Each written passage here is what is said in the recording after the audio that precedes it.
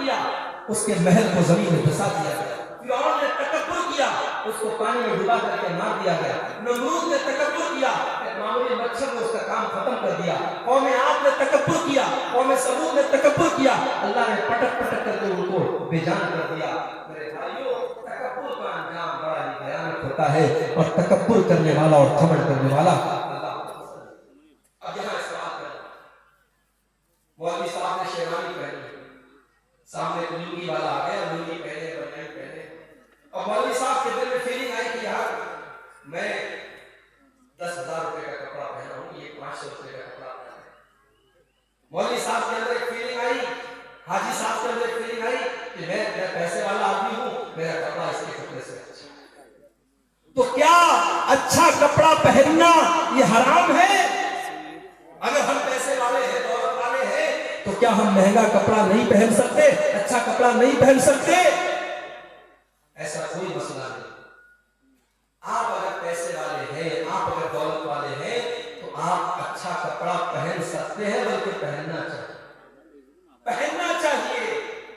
پھٹا پرانا کپڑا پہننا یہ دینداری نہیں ہے. بہت سے لوگ اس کو سمجھتے ہیں پیسہ بہت ہے, دولت بہت ہے, لیکن ہمیشہ پھٹا پرانا کپڑا پہن کر کے بالکل عجیب و غریب شکل بنائے رہیں گے اور کہیں گے صاحب پیسہ تو ہے, مگر ہمارا اسلام یہ کہتا ہے کہ سمپل رہو. سمپل رہنا ایک الگ چیز ہے, اور اپنی دولت ہونے کے باوجود پھٹا پرانا میلا کچیلا کپڑا پہننا یہ الگ چیز ہے.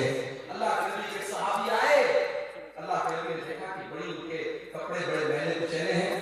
آپ نے کہا دولت ہے تمہارے پاس, پیسہ ہے تمہارے پاس؟ کہا اللہ کے نبی بہت دولت ہے, کتنی بکریاں ہیں میرے پاس, کتنے اونٹ ہیں میرے پاس, کتنے غلام ہیں میرے پاس, بہت دولت ہے, بہت پیسہ ہے. اللہ کے نبی نے فرمایا ان آتاک اللہ مالا فلیرعصر نعمت اللہ علیہ. اے میرے صحابی, اگر اللہ نے تم کو دولت سے نوازا ہے تو دولت کا اثر تمہارے اوپر ظاہر ہونا چاہیے. اچھا کپڑا پہنا کرو, اپنی حیثیت کے مطابق کپڑا پہنا کرو. اچھا کپڑا پہننا برا نہیں ہے, ہاں اچھا کپڑا پہننے کے بعد جب گھر سے نکلو تو جو تم سے کمزور کپڑا پہنے ہوئے ہیں اس کو تم کبھی حقیر مت سمجھنا, یہ تکبر ہو جائے گا. اللہ کے نبی فرماتے ہیں ان اللہ جمیل یحب الجمال, اللہ تعالیٰ خوبصورت ہے اور خوبصورتی کو پسند کرتا ہے. اچھا کپڑا پہننا یہ گناہ نہیں ہے, اچھا جوتا پہننا یہ گناہ نہیں ہے, بلکہ گناہ کیا ہے؟ الکبر بطر الحق وغمط الناس. تکبر یہ ہے, گھمنڈ یہ ہے, انسان دوسروں کو حقیر سمجھے, دوسروں کو معمولی سمجھے اور اپنے آپ کو بڑا سمجھے. یہ تکبر ہے میرے پیارے ساتھیوں, اور میرے نبی نے اور اللہ نے تکبر سے منع کیا ہے. اللہ کے نبی نے یہاں تک فرمایا لا يدخل الجنة من كان في قلبه مثقال ذرة من الكبر, جس کے دل میں ذرہ برابر بھی تکبر ہوگا, گھمنڈ ہوگا, اہنکار ہوگا, وہ جنت میں نہیں جائے گا. اس لیے تکبر سے بچو, تواضع, اپنے اندر نرمی پیدا کرو, اپنے آپ کو چھوٹا سمجھو, لوگوں سے گھل مل کر کے رہو. اللہ تعالیٰ ایسے لوگوں سے محبت کرتا ہے, اور جو اپنے آپ کو چھوٹا بنا لیتا ہے من تواضع للہ رفعہ اللہ, اللہ اس کو اور بلندی عطا کرتا ہے. اسی طریقے سے میرے پیارے ساتھیوں, اللہ تعالیٰ ان لوگوں کو بھی پسند نہیں کرتا ہے جو بیہودہ باتیں اپنے منہ سے نکالتے ہیں, جو گندی باتیں اپنے منہ سے نکالتے ہیں. اللہ کے نبی فرماتے ہیں, بخاری اور مسلم کی روایت ہے, بڑے غور سے سنیے گا, میں سمجھ رہا ہوں رات کا آخری ٹائم ہے, آپ کی صبر کا امتحان لے رہا ہوں, مگر بڑی امپورٹنٹ باتیں بیان کر رہا ہوں, سن کے جائیے. اللہ کے نبی فرماتے ہیں اللہ تعالیٰ ایسے لوگوں سے نفرت کرتا ہے, ایسے لوگوں کو پسند نہیں کرتا ہے جو فاحش ہوتے ہیں اور جو بذی ہوتے ہیں. فاحش اور بذی کس کو کہتے ہیں؟ جس کی زبان گندی ہوتی ہے, جو زبان سے گالی بکتا ہے, جو زبان سے بےہودہ باتیں کرتا ہے, اللہ ایسے لوگوں کو پسند نہیں کرتا. میرے پیارے ساتھیوں, زبان کی حفاظت کرو, گالی گلوچ سے اپنے آپ کو بچاؤ. آج باپ گالی دیتا ہے, بچے اس سے گالی سیکھتے ہیں, بچوں کی تربیت پر اثر پڑتا ہے. اپنے گھر کو گالی سے محفوظ رکھو, اپنے گھر کو گالی سے محفوظ رکھو. اور بچوں کے ہاتھ میں جو موبائل دیتے ہو نا, موبائل پر ہی چیک کرو, بچہ ایسی ریل تو نہیں دیکھ رہا ہے, بچہ گالی سیکھ رہا ہے, بچہ بیہودہ باتیں سیکھ رہا ہے. بچوں کی تربیت کو بڑی توجہ دیتے ہیں. آج ماں باپ نے بڑا سمپل طریقہ سمجھا ہے, بچے کے ہاتھ میں موبائل دے دیا, بچہ جو چاہے سو دیکھ رہا ہے. نہیں میرے بھائی، بچہ جو دیکھتا ہے اس سے سیکھتا ہے. 3 سال کا بچہ اگر ویڈیو دیکھ رہا ہے تو سیکھ رہا ہے. آپ دیکھیے آپ کا بچہ کیا دیکھ رہا ہے. اگر آپ نے نہیں دیکھا انجام بڑا بھیانک ہوگا. عربی کا ایک شاعر کہتا ہے لیس الیتیم من انتہا ابواہ من ہم الحیات وخلقاہ ذلیلا. یتیم وہ نہیں ہے جس کے ماں باپ اسے دنیا میں چھوڑ کے چلے جائیں. ان الیتیم هو الذی تلقى له امن تخلقه ابا مشغولا. ارے یتیم تو وہ ہے، یتیم تو وہ ہے، اناث تو وہ ہے، ماں تو اس کے پاس موجود ہے مگر ماں کے پاس اپنے بچے کی دیکھ بھال کے لیے ٹائم نہیں ہے. باپ تو اس کے گھر میں موجود ہے مگر باپ کے پاس اپنے بچوں کے لیے فرصت نہیں ہے. کبھی کبھی ایسے بھی پیرنٹس آتے ہیں، ایسے بھی ماں باپ آتے ہیں، بچہ کون سی کلاس میں پڑھتا ہے باپ کو یہ نہیں پتا. بچہ کون سی کلاس میں پڑھتا ہے ماں کو یہ بھی نہیں پتا. اتنے بے خبر مت بنو میرے بھائی. اتنا پیسہ کمانے کے پیچھے اندھے مت بنو کہ آپ کو یہ محسوس ہی نہ ہو کہ آپ کا بچہ کہاں جا رہا ہے. اللہ تبارک و تعالیٰ کو ایسے لوگ بھی پسند نہیں ہے جو بیہودہ باتیں اور گندی باتیں مجھ سے نکالتے ہیں. ایک اور حدیث سن لیجیے، اس کے بعد ہم سوالات کو دیکھیں گے. اللہ کے پیارے نبی فرماتے ہیں ابغض الناس عند اللہ ثلاث. 3 لوگ اللہ تعالیٰ کو بہت زیادہ ناپسند ہیں. 3 لوگوں سے اللہ تعالیٰ نفرت کرتا ہے.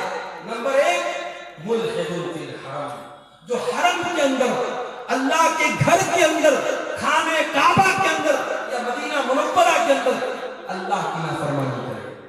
شراب پینا بہت غلط کام ہے، لیکن کوئی مکہ مدینہ میں جا کے شراب پیے. چوری کرنا بہت غلط کام ہے، لیکن کوئی مکہ مدینہ میں جا کے حرم کے اندر جا کے چوری کرے یہ اور بڑا گناہ ہے.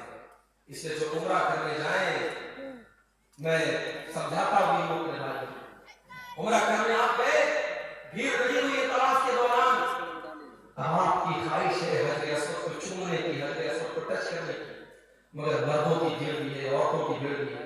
اب کچھ لوگ کیا کرتے ہیں، سب کو چیرتے ہوئے اور پھلانگتے ہوئے جا کر کے حجر اسود کو چوم لیتے ہیں. معاف کرنا میرے بھائی، حجر اسود کو چومنا اور حجر اسود کو ٹچ کرنا یہ کمپلسری نہیں ہے، یہ ضروری نہیں ہے، یہ بس ایک سنت ہے، مستحب ہے، بہتر ہے. اگر آپ چھو سکتے ہیں تو چھو لیجئے، نہیں چھو سکتے کوئی مسئلہ نہیں ہے. مگر وہاں پہ طواف کے دوران کسی عورت کو ٹچ کرنا حرام ہے، کسی مرد کو تکلیف پہنچانا حرام ہے. آپ ایسا طواف کس کام کا کہ دوسروں کو تکلیف پہنچا کر کے آپ آگے. اللہ کے نبی کہہ رہے ہیں ملحد فی الحرم، جو حرم کے اندر، اللہ کے گھر کے اندر حرام کام کرے، ناجائز کام کرے، اللہ کو ناراض کرنے والا کام کرے، ایسا آدمی اللہ کو بہت ناراض ہے. اور دوسرا انسان وَمُبْتَغٍ فِي الْإِسْلَامِ سُنَّةَ الْجَاهِلِيَّةِ، اسلام کے اندر جو دور جاہلیت کے طریقے کو فالو کرے، جس کو اسلام کا کلچر پسند نہیں ہے، جس کو دور جاہلیت کا کلچر پسند ہے. اس کے گھر میں بچے جب صبح صبح اٹھتے ہیں تو گڈ مارننگ کہہ کر کے اٹھتے ہیں، ان کو السلام علیکم پسند نہیں آتا ہے. اس کو وہ کلچر پسند نہیں ہے جو اسلام کا کلچر ہے، جو اللہ کا کلچر ہے. اس کو غیروں کا کلچر پسند ہے. جو انسان اسلام کے اندر بدعت کرتا ہے، اسلام کے اندر نیا نیا کام نکالتا ہے، اسلام کے اندر دور جاہلیت کا طریقہ نکالتا ہے، اللہ کے نبی فرماتے ہیں اللہ تعالیٰ کو ایسا انسان بہت زیادہ ناپسند ہے. اسی طریقے سے ایک اور انسان اللہ کے نبی فرماتے ہیں اللہ تعالیٰ کو بہت ناپسند ہے. وَمُطَّلِبُ دَمَ امْرِئٍ مُسْلِمٍ، کسی مسلمان کا خون بہانے والا، بے قصور انسان کا خون بہانے والا اور اس کے خون کا مطالبہ کرنے والا، ناجائز طریقے سے کسی مسلمان کا خون بہانے والا، وہ بھی اللہ تعالیٰ کو بہت زیادہ ناپسند ہے.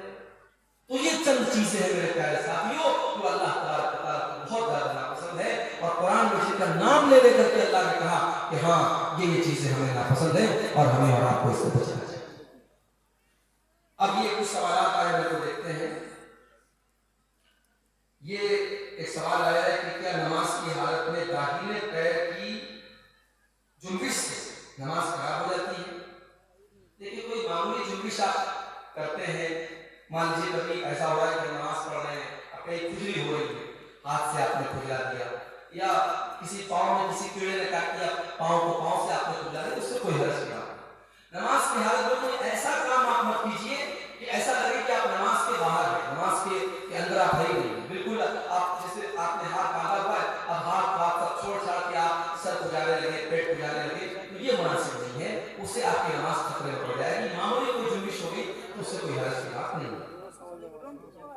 क्या पैर के नापाकी को धोए बिना वजू शुरू कर सकते हैं? अगर पैर के अंदर नापाकी लगी है तो पहले आप पैर को धोएंगे, आप पहले पैर को धोएंगे। इसी तरीके से जब गुस्ले जनाबत आप करेंगे, जो नापाकी को दूर करने वाला गुस्ल आप करते हैं, उसमें भी शरीयत का मसला यही है कि पहले आप अपनी शर्मगाह पर लगी हुई गंदगी को साफ करेंगे, उसके बाद अपने हाथों को अच्छे से धुलेंगे, फिर आप वजू करेंगे। तो अगर किसी के पैर में गंदगी लगी है तो पहले पैर की गंदगी को धुलेगा, उसके बाद वजू करेगा। और एक सवाल तीसरा आया है कि क्या एक इंसान अपनी बीवी के स्थान से फैज़याब हो सकता है? इसके बारे में उलमा की मुख्तलिफ राय है। ज्यादा मुनासिब जो राय है वो यही है कि इंसान को इस चीज से परहेज करना चाहिए और बचना चाहिए। ये मुनासिब नहीं है क्योंकि बच्चे का